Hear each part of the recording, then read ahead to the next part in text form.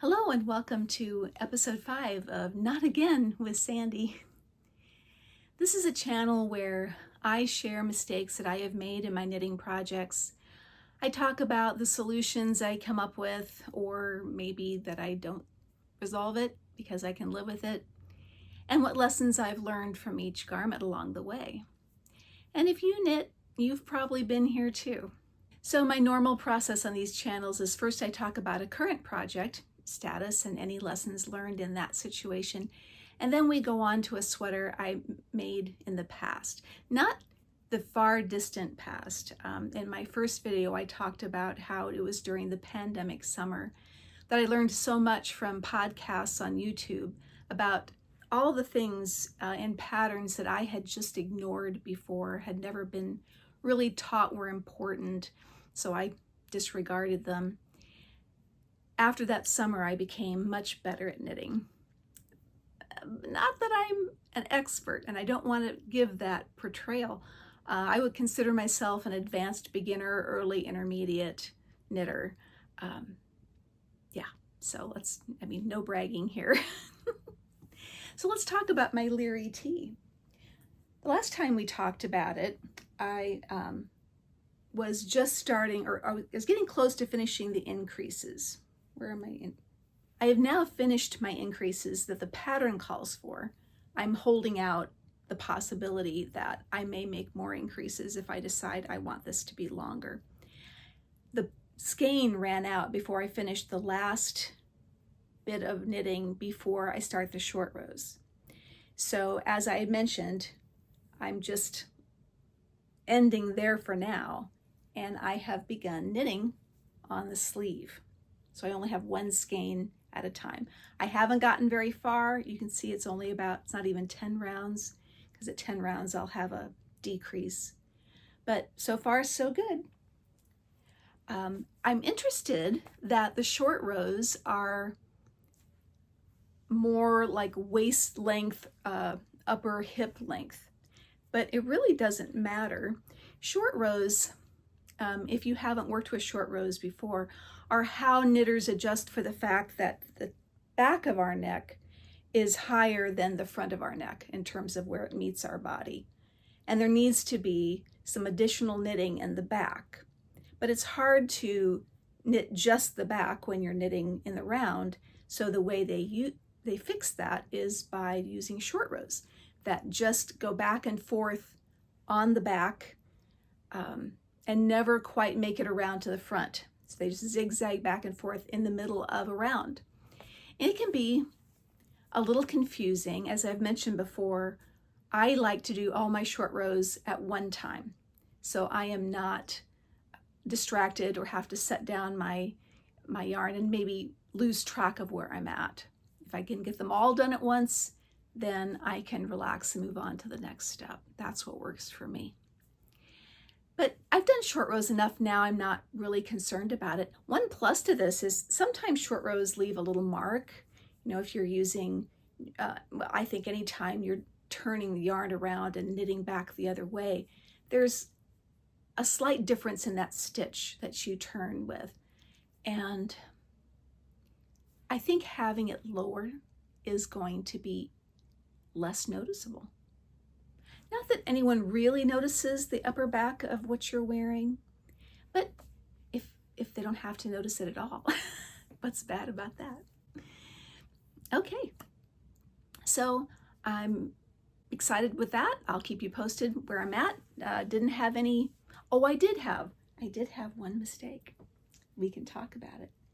You know, there is this pattern. Let's make sure I'm looking at the right side here. There's this little like kind of ribbing, 2 purls and a knit going down the side from the very beginning of the cast on stitches under the sleeve, under the underarm to the bottom. And when I started knitting, I started keeping that pattern. Pattern didn't call for it. Pattern didn't ask me to maintain this pattern. I was reading the sweater and not the pattern. I figured it out after, I think, 4 or 5 rows. Now I'm not going to go back and tear that out and fix it. No one is going to be looking at my underarm. And if they are, whatever. I'm not going to worry about that. So I did have one mistake there that I'm just letting go. And I'm sure I will not make that mistake on the other sleeve. Another case of not reading my pattern really carefully. Okay, next topic. This was a kit that I bought during 2020 from We Are Knitters. They're still around, so they must be doing well. They sell kits, and they seem to focus on new knitters primarily. So they give you the yarn, they give you the pattern, they give you the needles. And the patterns are really detailed instruction with a lot of assistance. I think they might even have some videos that you can, don't hold me to that. I'm just going by memory here, and it's been a while. But when I started, I really didn't like the yarn. The yarn was not twisted very much. It was a real thick, but light worsted yarn. But often when I would knit, I would split it because I wouldn't grab the whole casing of the yarn. It didn't have a casing, but you know what I mean, the circumference.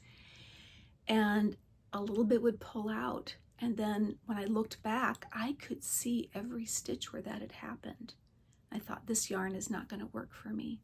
For someone maybe who's just starting out knitting and is very carefully placing their yarn, but I have been knitting long enough, I knit quickly, and I'm not always watching my knitting. I'm often distracted by watching a movie, reading a book on my Kindle. I decided that yarn wasn't going to work. But I did have some yarn that I really liked, variegated in colors of kind of a navy blue and indigo purple and kind of a, I don't know, a bone kind of color. And this was really pretty and roughly the same weight of yarn. So I just substituted it for this. The one thing I didn't like about the pattern was that because they gave you the needles and they gave you the yarn, the only way you could adjust it for gauge, and they told you this in the pattern, was to change your tension. Knit more loosely or knit more tightly. And I've already told you in a previous episode that my tension is pretty much set. That's not going to work for me so I don't think that's great advice for a new knitter. But one of the other things, I wasn't crazy about the pattern, and I didn't realize this when I bought it, I don't think, is that each part of the sweater was knit separately. Now this is not uncommon.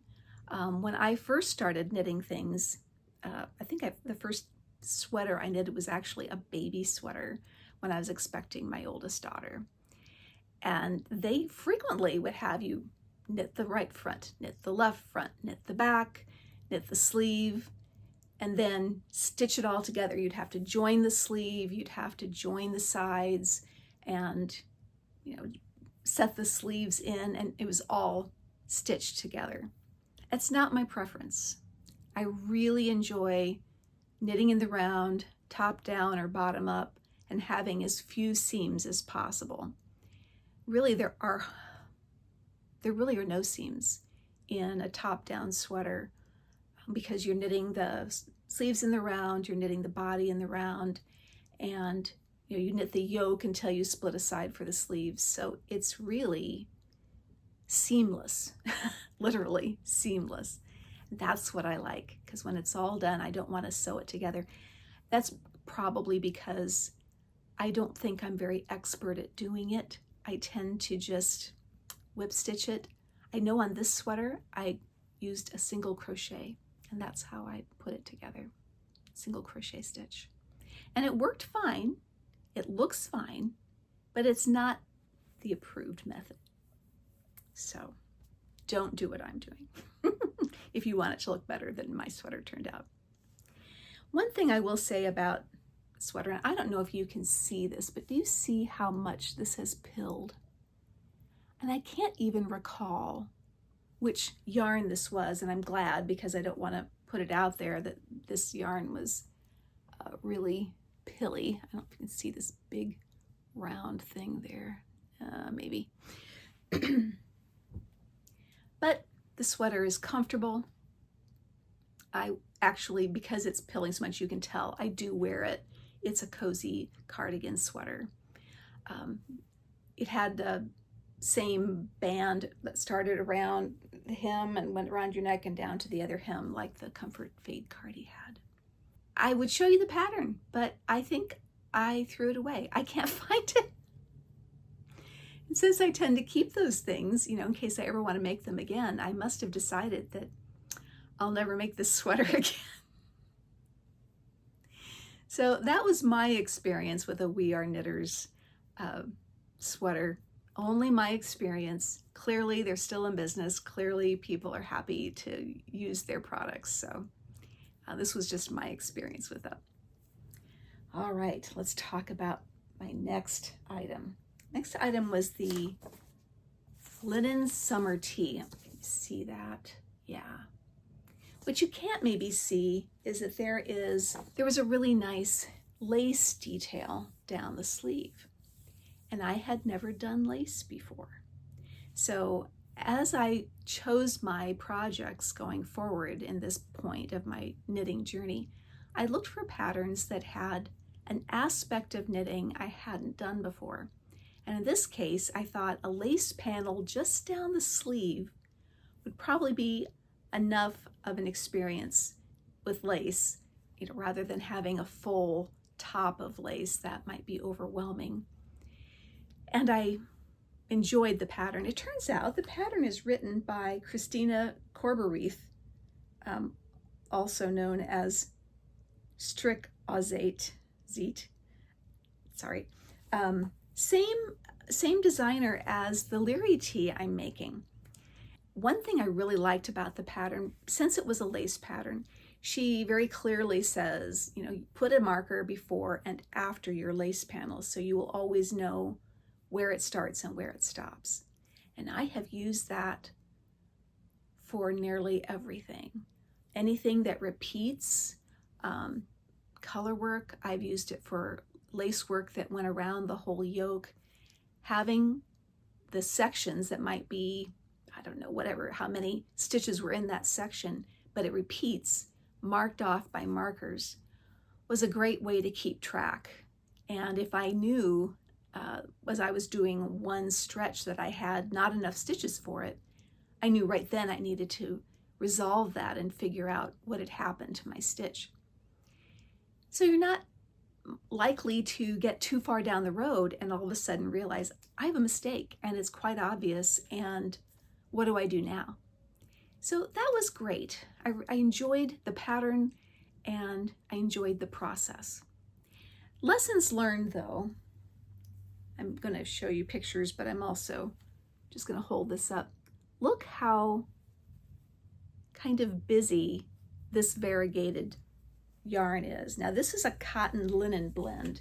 The pattern calls for linen. And at that time in my knitting journey, I was just going to knitting stores, yarn stores, and if I found yarn I really liked, I'd buy enough of it that I thought was a sweater quantity, and then I would take it home, put it in my stash, and wait for a pattern to surface that I could hopefully make with it. I did that for a long time, and I amassed quite a quantity of yarn, but when I would find a pattern I wanted to make, I would say 75% of the time, if not more, I ended up going and buying yarn for it because I couldn't find yarn in my stash that was a good fit. Not the right weight, didn't have the right quantity, you name it. I've stopped doing that now. My good friend Julie has turned me around. When we went shopping for yarn one day, she had specific projects with her. She knew exactly how much she needed, the kind of yarn she wanted, and she was able to buy the yarn and designate it for that pattern. And that's a practice I've adopted ever since. Anyway, so I believe this yarn was in my stash. It was not linen, but a cotton linen blend. And I thought, this will work fine. And that was before I realized how a variegated yarn can kind of obscure any texture or pattern that you're putting into your knitting. For this lace sleeve panel, it didn't showcase it, I guess I'm going to say. You can still see the lace panel on it, but you are distracted by all the different color shifts. So if I were going to do this pattern again, I would look for more of a linen yarn, and I would look for something that was a solid color or had as little variation as possible. I was told, or I remember hearing that cotton really grows, but this did not. I don't know if it was the cotton linen blend, but remember my experience with the boxy sweater where it grew so much. I actually stopped knitting at a point where I thought, well, if this grows, it'll be exactly the right length. And it really didn't grow. Could have been the way I handled it. I was still pretty new and knowing how to block things at that time.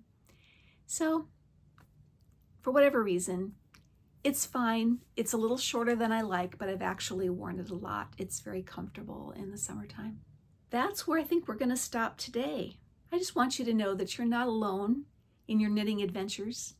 Join me next time on Not Again with Sandy.